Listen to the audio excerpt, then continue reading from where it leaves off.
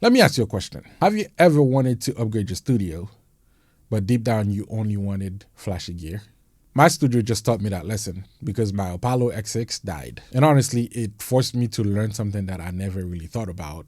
And I am pretty sure that most home studio owners don't think about this. And that is not every replacement is an upgrade. For many years now, my main interface has been the Apollo X6. And it's been the heart of my studio.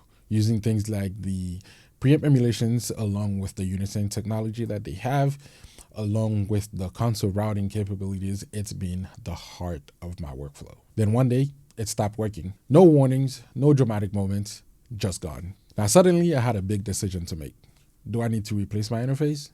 Or do I need to actually upgrade the studio? While the Apollo X has been down, I've been running sessions on my Scarlett 18920. And to be honest, I expected it to be a big downgrade.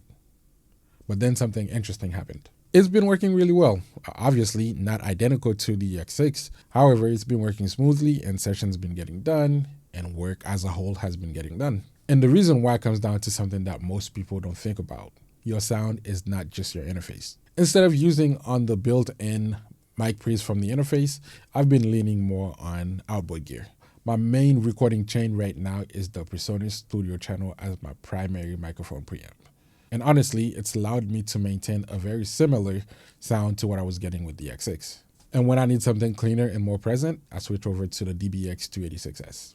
So even without the Apollo, I didn't lose my sound.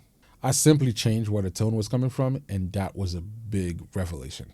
Now, don't get me wrong, I still miss what I was getting with the Apollo. The Unison technology, the preamp emulations, that allowed me to build a sound before I even hit record. And I was also able to add plugins like compressor and EQ to shape my sound, whether to monitor through or to even print it if I ended up liking the sound. But what I missed the most was the ability to set cue mixes, not just simply giving the artist their own separate mixes, but also what I was able to send to their ears. Sometimes some artists like to hear a little bit of effects in their ears, like reverb and delay. That helps them to give a better performance because they feel more comfortable as far as what they're doing. When I first started using the Scarlett 18920, I did not know it had the ability to control cue mixes beyond headphone out 1 and headphone out 2.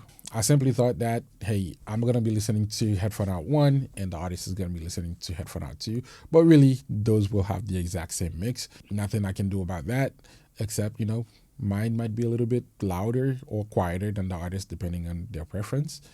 But I thought that was it. But the crazy thing is, I just discovered that you can actually set separate cue mixes to where you can control what's going into the artist's ears versus what you're listening to. I'm not gonna lie, when I first opened up that Focusrite control app, it looked so simple that I didn't even bother looking at what it was capable of doing. The more I was missing the X6, the more I started looking into what that app could actually do. And recently, I just discovered that yes, indeed, you can actually set separate cue mixes to where each person is listening to something completely different. And that is when the shift happened. While the workflow of the Scarlett and the workflow of the X6 is not exactly the same, what I need the most is there. At that point, I had to ask myself a real question.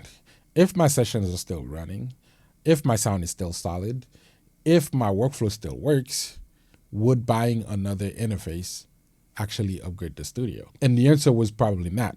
I would replace what I lost, but that would not be pushing the studio forward. So instead of upgrading the X6, I started thinking more about upgrading the sound itself. And that would not come from better converters or software ecosystem.